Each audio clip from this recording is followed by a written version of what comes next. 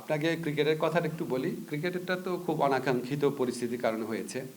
এখানে আপনারা লক্ষ্য করেছেন আমরা একজন ক্রিকেটার মুস্তাফিজের অবমাননা হয়েছে দেখে পুরা বাংলাদেশ রুখে দাঁড়িয়েছি।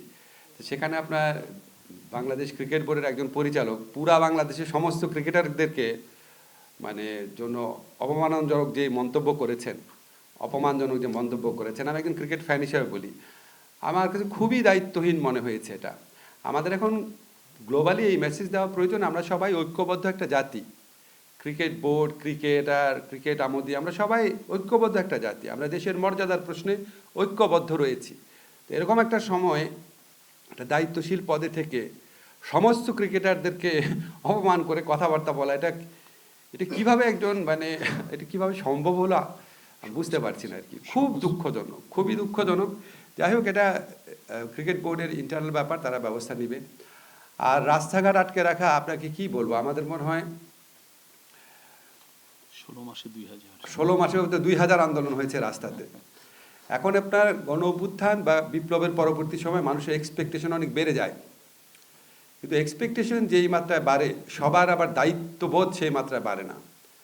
এখন যদি মনে করা হয় ধরেন এই সরকার তো আপনার আমাদের সরকার, আমরা যা বলবো তাই শুনবে, এটা ঠিক আছে, কিন্তু আপনি একটা আন্দোলন করতে গিয়ে কত মানুষের যে কষ্ট হচ্ছে। আজকে একটা পত্রিকায় ছবি দিলাম, একটা ভাইয়ের পা নাই, উনি ক্র্যাচে ভর করে অনেক দূর পর্যন্ত আসছে। তো এগুলি যদি আমরা স্মরণ না রাখি, এই ন্যূনতম নাগরিক দায়িত্ববোধ, তাহলে কি করার আছে বলেন। তো আমাদের মনে হয় আমরা সবাই ওয়েট করছি উপদেষ্টা পরিষদ, আল্লাহর রহমতে আমাদের মেয়াদটা 1 বছর পর শেষ হবে, তারপরে সরি 1 মাস পরে কারেক্ট করছি, 1 মাস পরে শেষ হবে।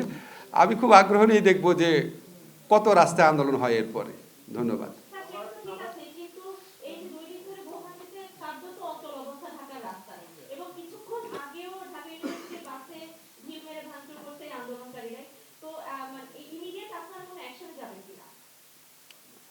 সেটা তো স্বরাষ্ট্র মন্ত্রণালয় বলতে পারবে।